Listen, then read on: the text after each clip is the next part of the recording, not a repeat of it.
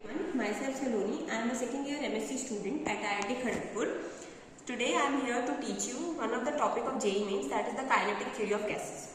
So as the name suggests, this kinetic theory of gases is also known as KTG theory, which is one of the short form. We can call it as a KTG theory. What this theory is actually about. So let me first introduce you about the theory. So it is a classical model to study the thermodynamic properties of the gases. So as in thermodynamics, you must have studied various properties, like there are pressure, volume, temperature, viscosity and certain other properties. Now to study those properties, we can use actually the microscopic properties like velocities. Velocity is one of the microscopic properties which is associated with the collisions of the molecules. When in a gas container, let's say we have a container.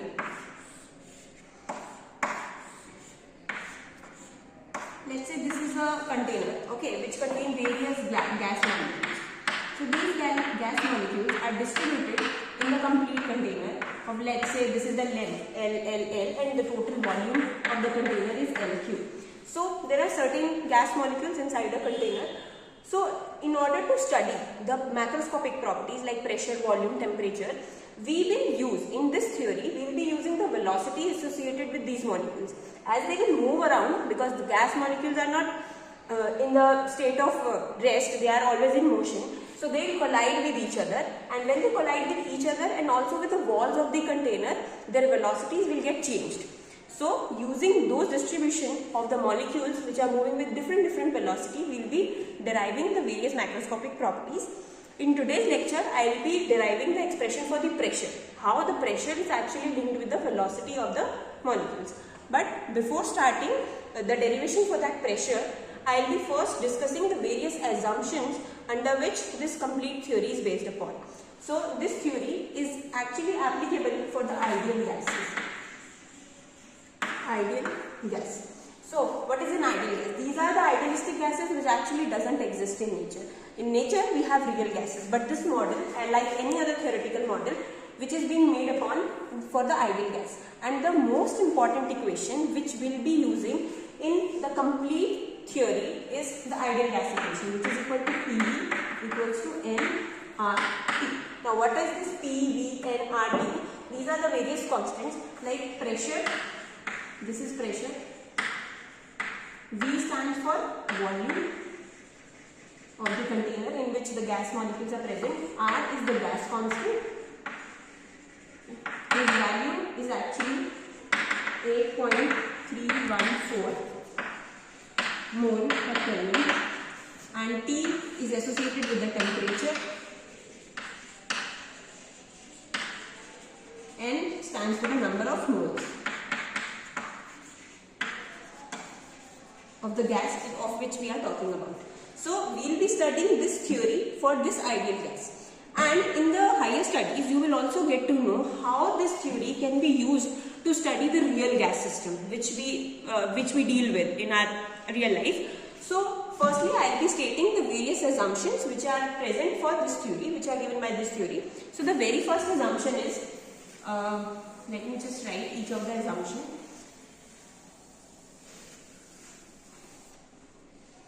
So the first assumption is that this theory is applicable only for large number of molecules. So the molecules should be large in number. Let's say of the order of 10 to the power 23, or we can say Avogadro number of molecules. So this theory is applicable only if when we have large number of molecules. So the gas molecules that we will be dealing with is very large in number. Only then this theory can be applied. The second assumption is that the volume of the molecules, this is a single molecule, let's say, and the volume of the container, if we compare both, so the volume of the molecule is very small as comparison to the volume of the complete container. The volume of the molecule is small compared to the volume of the container. So the volume of a single molecule, let's say this is a molecule, let's say this is a molecule and it has a diameter of d, okay, and this is some other molecule which has a diameter of d, okay, and the distance between the two molecules, let's say that is r. So implying this that the volume of the molecule is small compared to the volume of the container, this also implies that that is the diameter of the molecule is very less than the r, means the distance between the two molecules is very large, and so they don't impact each other motion actually. They will collide with each other, but the collision will also be elastic. That is the third assumption, that the molecules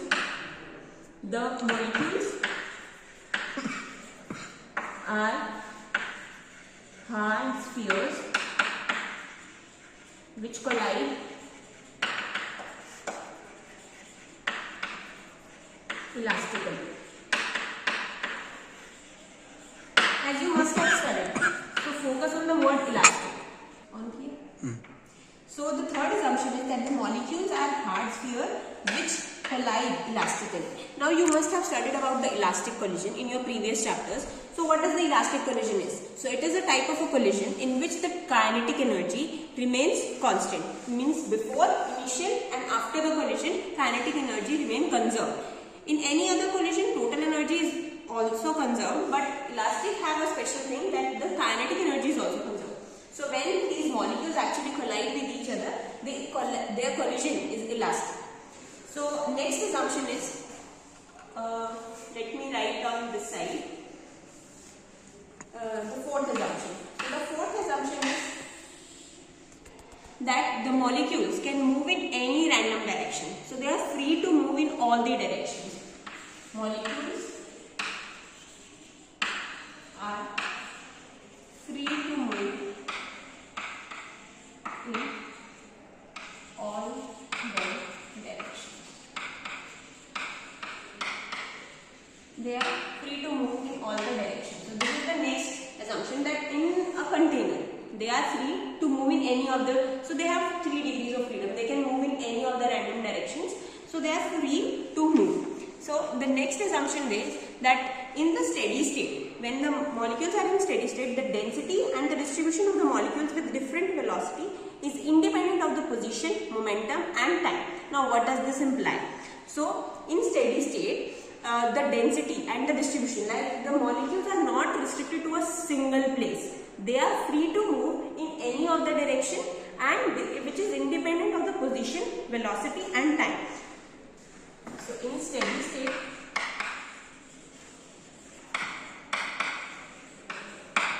the density and the distribution of the molecules is independent of the position, velocity and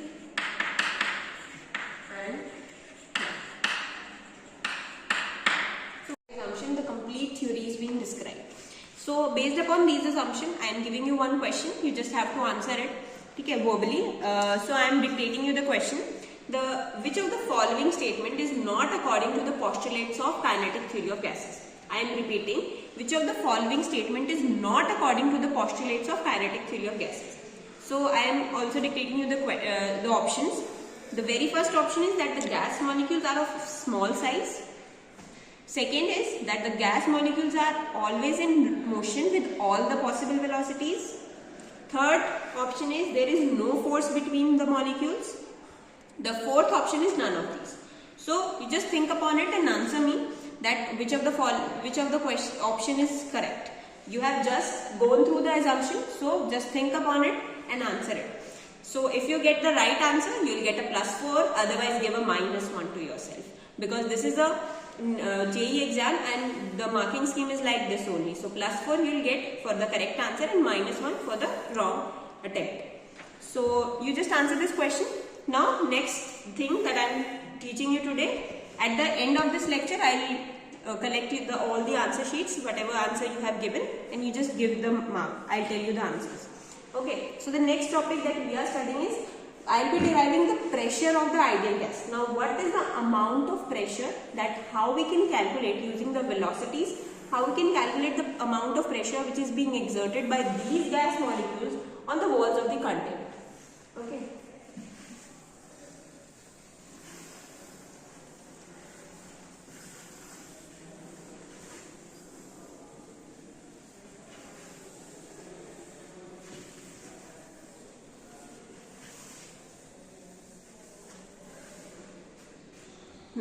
So let us calculate the pressure of ideal gas. So let us assume that this is the container, okay, which has a volume of L cube, having the height, width as L, all the three dimensions to be L. Okay, so the total volume is L cube. So okay, so firstly tell me what is pressure. Pressure, how we calculate pressure? Pressure is something force upon area. That is the amount of force which is being exerted on a certain amount of area perpendicularly. Specifically, here we talk about the perpendicular force. So here I am considering that the molecules, let us consider that the molecules are moving in x direction with some velocities vx. So let us consider that the molecules are only moving in x direction. For now I am considering that the molecules are only moving in x direction, in x axis only. So let's say this is my x axis, this is my y axis, and this is my z axis. So this is one of the molecules which is moving in this direction and colliding with this wall. Let's say this is my molecule. So I'll mark this molecule. So this is the molecule which I am considering, which is moving in this direction and will be colliding with this wall. Okay. So I have marked that wall. So as the molecule is moving in plus x direction, so let us consider that the velocity with which it is moving is Vx. So the amount of momentum it possesses is P when it is moving in plus x direction. Let me mark it as P plus m times Vx. This is the amount of momentum. Okay. Next, when this molecule will collide with this wall of the container, the motion will get reversed and it will move in the opposite direction. So it will move in this direction with some velocity, let's say Vx. Okay. So the P minus is equal to minus of mvx, because now the motion is being opposite. It is moving in opposite direction. So this will be the amount of the momentum while going towards the positive direction and while coming back. So the total change in momentum is delta P. So delta P is equal to P minus minus P plus, which is equal to minus of 2m Vx. This is the amount of total momentum change which occurs because of this collision with the walls of the container. Okay. So next thing, since in the formula for pressure, what we are calculating? We will be calculating force and area. So our task is completed. So we have calculated the momentum. Now, this momentum change will actually occur for a certain amount of time. It will take a certain amount of time. So let us calculate what amount of time it will take. So let's say delta T is the amount of time, the collision time when this molecule collides with the wall of the container. So delta T, how will we calculate the delta T? So this molecule, as we know, it is moving with some velocity Vx, right? And it is traveling the distance L.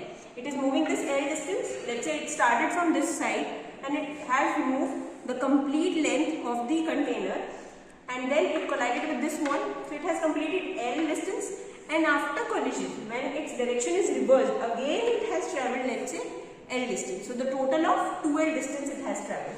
So the delta T, which is actually time, can also be defined as distance upon velocity. So it is moving with the velocity Vx, and how much distance it has travelled? It has travelled 2L distance. So this is the amount delta T time. Okay. So this is the amount of time which is being used by these molecules to travel this complete distance, and a change of time. So the total, now how we calculate force? These molecules actually follow the Newton laws. So according to the second law of Newton, how the force is calculated? Force is calculated by the change in momentum upon change in time. So the net amount of force is equal to delta P upon delta T. So what is the momentum value? Minus of 2m Vh divided by, this is the amount of time, 2l into Vh divided upon Vh. So the expression for the pressure is 2 and 2 we can cancel, minus m Vh square divided by L. So this is the expression for the force. Okay, so this is the expression for force. You are clear with it? Next is the area. What is the amount of area? Since these molecules are colliding with this wall of the container, which has an area of L square, because area is equal to this side, this is of L length, this is of L length, so the total area will be L. So now what is left? This area is calculated, force is calculated, now we have to apply it in this formula. So the total pressure of the ideal gas which it is exerting on the wall of the container is minus m Vh square upon L, and the area is L square. So this will be the total amount of pressure which is being exerted by the molecules on this wall of the container. So this is the formula which we have made for one molecule, for one single molecule which is moving in x direction. The same, by integrating, we can actually calculate it for the complete all the molecules. Let's say we have n number of molecules. So for all the n molecules, we can actually calculate the value of the pressure. Okay. So, but before calculating that, let us firstly calculate, because here I have only considered for Vx, that is, the molecules are only moving in x direction. But actually it is not. Molecule can actually, as the assumption says that the molecules are free to move in all the directions.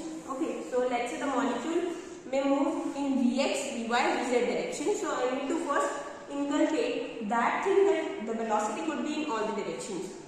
So I am erasing this part, because now I will be considering that the molecule is moving in all the directions. This part is clear, right? The force and how the area is calculated. So, okay. So let's say the molecule, this velocity, again I am drawing here. This is x direction, this is y direction, this is z direction. Let's say the velocity vector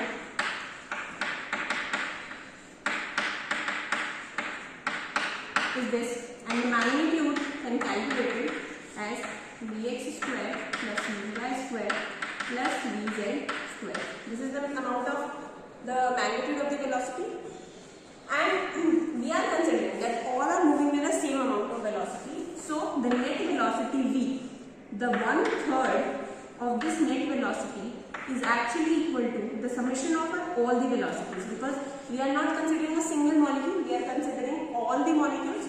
So the net amount of the magnitude 1/3 is actually equal to the Vx, the summation of all Vx. This will be equal to, this Vx value will be actually 1/3 amount of the velocity of the complete value. So here we have Vx. So if I be calculating the force, the net force, so F net, which was actually equal to minus m Vx square. Earlier it was Vx square, but I will be giving a summation to it because I am considering all the molecules, right? So this is a summation, but this summation of a Vx can actually be written as m upon L square and 1/3 amount of complete velocity. So this is the expression for the F net. So what is F net? F net value is equal to minus of m upon 3l summation over V square. This is the F net value. Or the pressure value Fp net can actually be written as minus of m upon 3l cube summation over V square. This is the value of the net pressure which is being applied by all the molecules. The summation is over all the n molecules that we are considering. Okay, so this is the amount of pressure. Now, this value, I am just removing the negative sign, because considering all the directions and all the velocities, the sign will get removed from here. So, what I can do is 1/3 times of m upon L cube and summation over V square. Now, what is this m upon L cube? This is nothing but the density, mass upon volume, because volume was equal to L cube. So this is equal to the density which is being written by rho. Rho is the amount of density. Rho is actually equal to m upon L cube, or you can say m upon v. Okay, and the summation over velocity square. This is the velocity, and we are considering all the n number of molecules. So one more thing that I am including is the n part, because we are considering here all the n number of molecules. So I can actually write in this way. This m times of n will give us the total mass of all the molecules, and this v square by n is being left with us. Now what is this v square upon n? You guys must have studied about the mean velocity. Okay, how do we calculate the mean value? So the mean value is calculated as summation over all the velocities, all the i's, divided by n. This is the mean value, but this is something different. Here we are getting squared mean. So what this actually quantity is? So we give it a new name, that is the RMS speed. Okay, so RMS speed. So V RMS is the amount of speed. This value that I am giving is summation over VI square I upon. So this is something new that to you guys. This is the RMS speed. In this theory of kinetic theory of gases, we actually study about the RMS speeds, RMS velocity instead of the mean velocity, as we are getting this expression. So this is something new that I have defined. So the expression of pressure can actually be written as 1 by 3 rho of V RMS square. So this is the amount of pressure. This is the expression for pressure. Okay, so this is the final expression that is of the main use that we will be using in various other numerical problems. Now your task is, as we have defined a new RMS speed, now your task is that you have to find it out that why mean velocity is not that important and why the RMS speed is important in this case. Why we have introduced a new speed. Not only that we are getting in the formula, but why an RMS speed stands for and why it is being used. So this RMS, let me tell you, RMS stands for root, mean and square. This is the full form of RMS speed. So firstly what we have to do, we have to square all the velocities, then we have to take the mean, and then we have to do the root, because this is the squared quantity. So the V RMS is actually root over summation over VI square divided by, this is the RMS speed. Okay, so this is your task for the day, that you have to think upon it, why RMS speeds are important, why we use RMS speed instead of the mean speed. And also I am giving you one question based upon this only. It's a simple question, numerical answer type question. So let me write that question. I hope that this topic is clear. How the amount of pressure which an ideal gas actually exert on the wall of the container is given by this expression, that is 1 by 3 rho V RMS square. Okay, so I'll be concluding my lecture today with giving you a question based upon this expression that we have derived for pressure, and also one question on the RMS speeds and the mean speed. Okay, so let me quickly write the question. You just note it down that you need to determine the mean and the RMS speed of the molecules of equal masses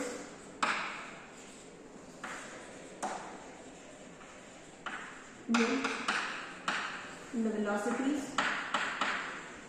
let's say 1, 2, 3, 4 and 5. Let's make it an easy question. Okay, so you have to calculate the mean speed and the RMS speed. So this is one question for you, that's your homework, and you will get a +4 for the correct one and 0 for the wrong answer, because it's a numerical algebra question. The second question that I am giving you is okay. So the second question is that which of the following quantities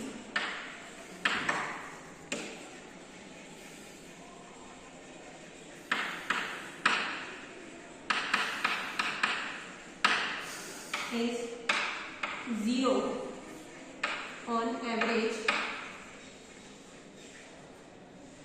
of